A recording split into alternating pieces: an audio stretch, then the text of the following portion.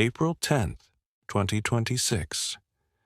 The world was less than 60 seconds away from a Stone Age reality. As the 8 p.m. deadline for Power Plant Day loomed, the scheduled total destruction of Iran's civilian energy grid, the most improbable headline of the decade, flashed across global monitors. President Trump has officially suspended the bombing campaign for exactly 2 weeks. This isn't peace. It's a high-stakes pause. After a month of surgical assassinations and ballistic duels that saw Haifa burning and Tehran reeling, the Islamabad Accord has finally found a pulse. Live update. Reports are coming in from the USS Abraham Lincoln. Carrier-based F-35s that were already in the air for the 8 p.m. strike were ordered to RTB, return to base, mid-flight. Pilots described the tension as unreal. Tonight, we reveal the 10-point plan currently sitting on the Resolute Desk, the truth behind the 155 aircraft rescue mission that saved a U.S. colonel, and why oil prices are still behaving like the world is on fire. How did we get here? On April 7th, Pakistani Prime Minister Shehbaz Sharif and Field Marshal Asim Munir made a desperate final call to the White House. The lead interlocutors. This wasn't traditional diplomacy. Vice President J.D. Vance and Jared Kushner have been confirmed as the lead negotiators, bypassing the State Department to work directly with Pakistani intermediaries. The nuclear dust clause. This is the sticking point. Trump has demanded not just a freeze, but the physical removal of all enriched uranium, what he calls nuclear dust, to be transported to a neutral third party, likely Oman or Pakistan, under U.S. supervision. The 10-point plan includes the immediate cessation of Houthi drone launches, the withdrawal of IRGC advisors from southern Lebanon, and, most controversially, a free navigation zone in the Strait of Hormuz, monitored by an international coalition, excluding Iran. The reality check: while Tehran's state media calls the rhetoric arrogant, the IRGC is currently leaderless.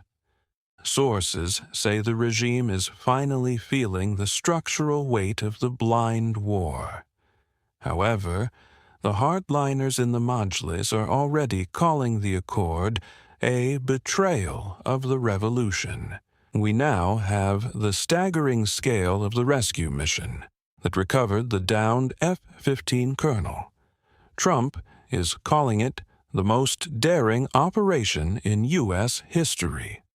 The fleet, 155 aircraft.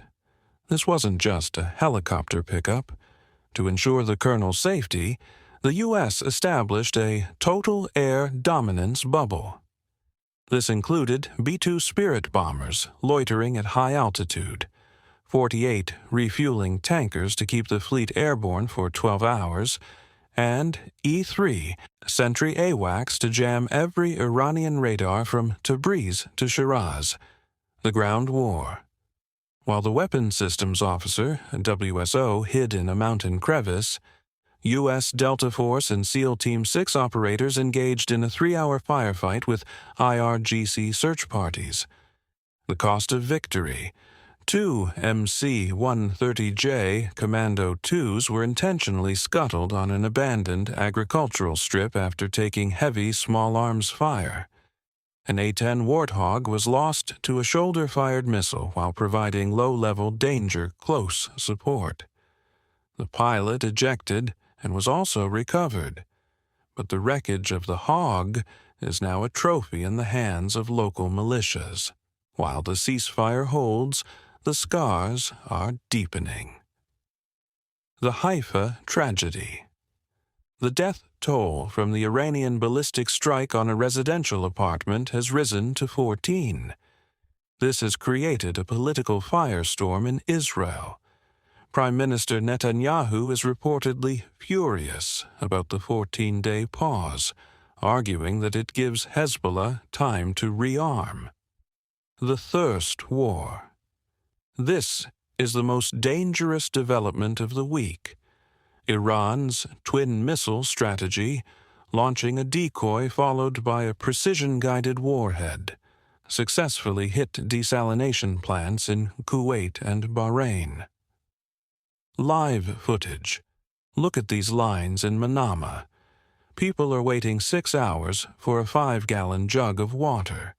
If the ceasefire doesn't lead to a repair of these facilities, we are looking at a humanitarian catastrophe that oil money cannot fix. Why hasn't the ceasefire fixed the economy? Because the Strait of Hormuz is currently a monetized graveyard. The mining threat? The IRGC smart mines, the EM52 series, are notoriously difficult to sweep.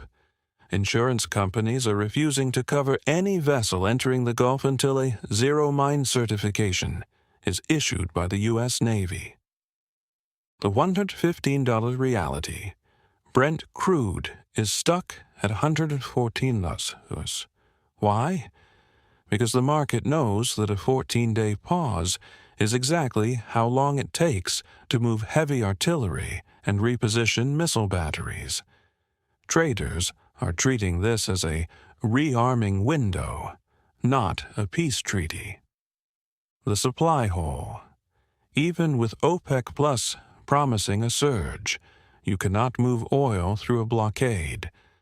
If the strait doesn't open by day 7 of the ceasefire, experts predict $150 per barrel by May.